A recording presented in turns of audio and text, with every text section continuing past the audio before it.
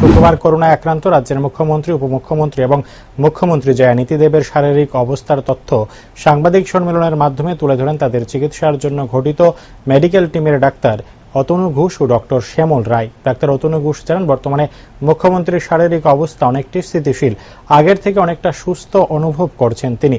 পাশাপাশি ওনার জ্বর এবং অন্যান্য শারীরিক উপসর্গগুলি অনেকটাই সেরে গেছে। মুখ্যমন্ত্রী জয়ানিতি দেব ও আগের তুলনায় অনেকটাই সুস্থ আছেন বলে জানা যায়। কিছুটা দুর্বলতা রয়েছে বলে জানান ডাক্তার।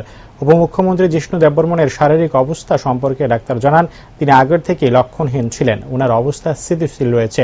বর্তমানে তারা তিনজনই যথেষ্ট ভালো অবস্থায় রয়েছেন।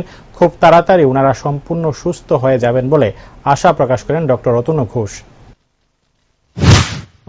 স্থিতিশীল আছে, মাননীয় মুখ্যমন্ত্রী একটু দুর্বলতা ফিল করছেন, উনি হাঁটাচলা করছেন। এখন তো একটু ওনাকে খাওয়ার পরিমাণটা বাড়াতে বলা হয়েছে, যাতে উনি আরো তাড়াতাড়ি সুস্থ হয়ে উঠতে পারেন। আর কালকে আমরা টেন্টেটিভলি ওনার আরটিপিসিআর টেস্ট করাবো, যদি নেগেটিভ আসে তাহলে তো খুব ভালো কথা। আর আজকে আমাদের উপমুখ্যমন্ত্রী স্যারের আজকে আরটিপিসিআর গেছে, ওটা দেখে তারপর বলা যাবে। ওরা দুজনেই খুবই সুস্থ আছেন। আর উপমুখ্যমন্ত্রী স্যার তো আগে থেকে সিমটমেটিক ছিলেন, ওনার কোনো অসুবিধা নেই। আর মুখ্যমন্ত্রী স্যারের শুধু শারীরিক একটু দুর্বলতা আছে, তবে আগের থেকে অনেক ভালো ফিল করছেন।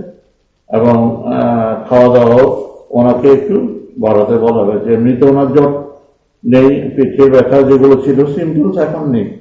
আর আগের দ্বিতীয়বার যে আমরা ব্লাড প্যারামিটার করিয়েছি, ওটার মধ্যে আগের থেকে যেগুলো প্যারামিটার একটু বর্ডার লাইন বেশি ছিল, সেটা প্রায় নর্মাল চলে এসেছে।